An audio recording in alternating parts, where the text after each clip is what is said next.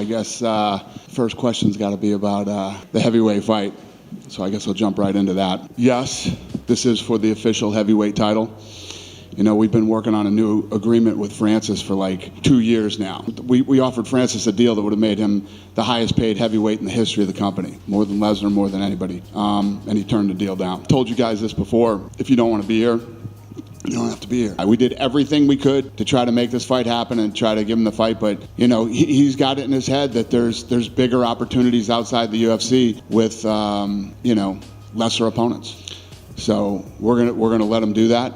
We're going to release him from his contract and he can go wherever he wants and do whatever he wants. Ontem foi um dia histórico para o MMA. Além do anúncio do retorno de um dos maiores lutadores de todos os tempos, Jon Jones, que vai disputar o cinturão dos pesos pesados, Dana White teve que vir a público e anunciar que pela primeira vez na história do UFC não conseguiu renovar com seu campeão ativo dos pesos pesados. A partir de hoje, dia 15 de janeiro de 2023, Francis Ngannou não é mais um campeão mundial e também não pertence mais ao Ultimate. Ele está oficialmente fora do UFC. E para resumir essa história, para quem chegou aqui de paraquedas, quer saber tudo que está acontecendo e por que está acontecendo, eu vou resumir o conflito entre Ngannou e o UFC que vem acontecendo há quase 2 anos. O lutador e a organização vinham travando uma guerra fria nos bastidores, pois o camaronês queria renovar seu contrato, porém com o aumento da sua bolsa e a permissão de fazer lutas de boxe. O último contrato que o Ngannou tinha assinado era válido até janeiro de 2023, agora. E desde sua última luta contra Ciryl Gane, ele vinha dizendo que só lutaria de novo pelo UFC caso recebesse um novo contrato, com todos os seus desejos atendidos. Caso contrário, caso ele não recebesse uma nova proposta nesse meio tempo, ele aguardaria o seu contrato expirar e deixaria o UFC. Dito e feito, Ngannou e o UFC não chegaram a um acordo e o camaronês vai de fato deixar a organização. Isso é oficial. Com isso, Jon Jones e Ciryl Gane vão se enfrentar em março para definir o novo campeão dos pesos pesados, que agora, nesse momento, não tem um campeão. Dana ainda revelou mais detalhes dos bastidores. Ele disse que já faz tempo que o Jones está pronto para lutar contra qualquer um dos pesos pesados, só que decidiram segurá-lo por mais um tempo para tentar resolver essas questões com Ngannou, para tentar fazer Jones contra Ngannou. E segundo o presidente do UFC, foi oferecida uma oferta que faria de Francis Ngannou o lutador, o peso pesado mais bem pago de toda a história do UFC, superando até Brock Lesnar, que recebeu 2 milhões e 500 mil dólares em sua última luta contra Mark Hunt. Isso foi só a bolsa dele, sem contar bônus de pay-per-view. Ou seja, só de bolsa a gente pode deduzir que o Ngannou receberia 3 milhões de dólares nesse novo acordo. Isso, de novo, sem contar com as vendas de pay-per-view. Esse número poderia subir ainda mais, ultrapassando a casa dos 8 dígitos. E mesmo assim, o Francis Ngannou recusou o novo acordo. Mas se o acordo era tão bom, se ele recebeu o que queria, recebeu o aumento que queria, por que então o Ngannou recusou? Por que ele não renovou com o UFC? Bom, acontece que a questão nunca foi só o pagamento, nunca foi só o dinheiro. Claro, era um fator importante para a renovação do contrato, mas o Ngannou queria mais. A grande questão dessa renovação para o Ngannou é a liberdade. Ele não queria ficar preso somente ao UFC. E ele mesmo disse isso no ano passado, na coletiva de imprensa do UFC 270. What is the biggest issue from your standpoint? Is it simply money, or is it the other way, the way you're treated? It's not simply money. I mean, obviously, money is a part of it, but it's also the term of the contract that I don't agree with it. You know, I don't feel like it's fair. I don't feel like I'm free. I'm a free man. I don't feel like, I don't feel like I've been treated good. But I think it's something that everybody should at least have a right to claim for what's best for him. You know, because at the end of the day, we put a lot of work in this job. At least we can have a fair and square deal.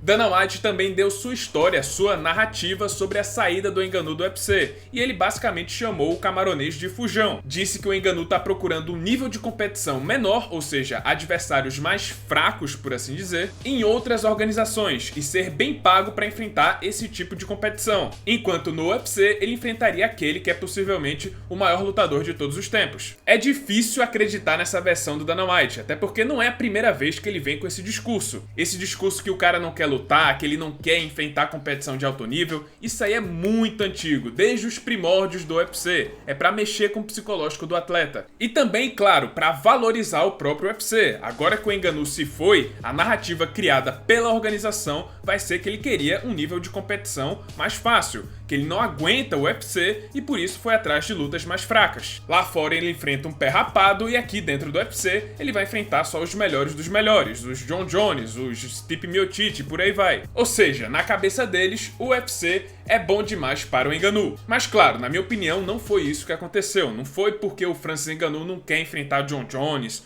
ou esses caras, assim, os tops dos pesos pesados. Até porque o Ngannou já enfrentou Cain Velasquez, já enfrentou Alistair Overeem, Júnior Cigano, Curtis Blades, o próprio Cyril Gane. Esse papo até parece término de namoro. Ah, eu sou muita areia pra esse caminhãozinho. Mas na real, eu acho que apesar da oferta milionária, Ngannou não recebeu a liberdade que ele tanto queria. Ele não recebeu a permissão de fazer lutas de boxe. E partindo desse ponto de vista, dá pra entender os motivos do Ngannou, até porque o boxe sempre foi o seu grande sonho. Na verdade, quando ele começou a treinar, o seu foco, o seu objetivo era lutar boxe e se tornar um Mike Tyson. Ele tinha como ídolo o Mike Tyson. Só que ele foi pro MMA por causa de oportunidade. Ele estava sem dinheiro, pobre, e surgiram mais oportunidades dele lutar MMA naquela época do que boxe. Mas agora que ele tá bem de vida, campeão mundial e dinheiro não é mais uma preocupação, ele quer ir atrás do seu sonho. Ele quer fazer pelo menos uma luta de boxe sem ficar preso ao UFC. E se ele realmente quer lutar boxe, o momento é agora, tem que ser agora. Porque logo ele pode completar 40 anos de idade e já não vai estar no seu mais alto nível, ele vai cair de rendimento. E o problema é que o UFC não quer oferecer essa liberdade, e também dá pra entender o lado da empresa, porque assim, jogar o seu campeão mais notório, que é o campeão dos pesos pesados, the baddest man on the planet, como é chamado lá fora, pegar esse cara, mandar ele pro boxe e fazer o mundo inteiro assistir ele ser destronado, atropelado pelo Tyson Fury, pelo Anthony Joshua, vai ser muito ruim, tanto pra UFC quanto para o MMA. E outra, se eles liberarem o Ngannou, nada impede todos os outros campeões do UFC de pedirem a mesma coisa, pedirem pra lutar boxe.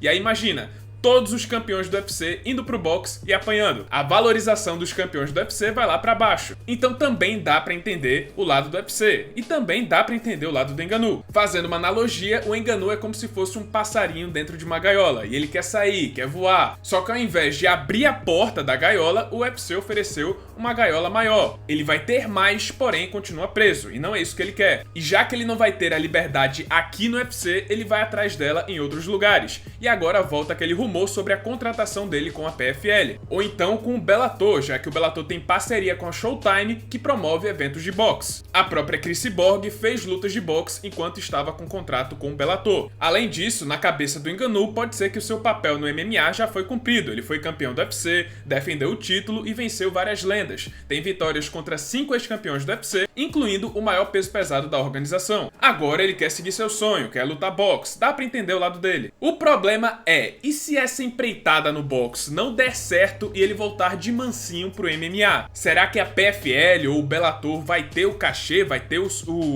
o capital para cobrir a proposta de quase 3 milhões de dólares oferecida pelo Dana White? Eu sinceramente acho bem difícil, tanto que a PFL e o Bellator pagam 1 milhão de dólares pro vencedor do GP, dos torneios que rolam por lá, enquanto no UFC o Ngannou receberia o triplo desse valor por luta. Bom, vamos aguardar para ver o que é que vai acontecer, mas sim, Francis Ngannou está fora do UFC, não é mais o campeão peso pesado e sinceramente pode ser até que ele nem volte a lutar MMA, pode ser que ele siga pro boxe e vá fazer super lutas contra os astros dos pesos pesados de hoje em dia, Anthony Joshua, Tyson Fury e Deontay Wilder. Bom pessoal, esse foi o vídeo, espero que tenham gostado. Se você gostou, deixa seu like, se inscreve no canal, já ativando o sininho das notificações para não perder o próximo conteúdo. E é isso pessoal, muito obrigado por terem assistido e até a próxima.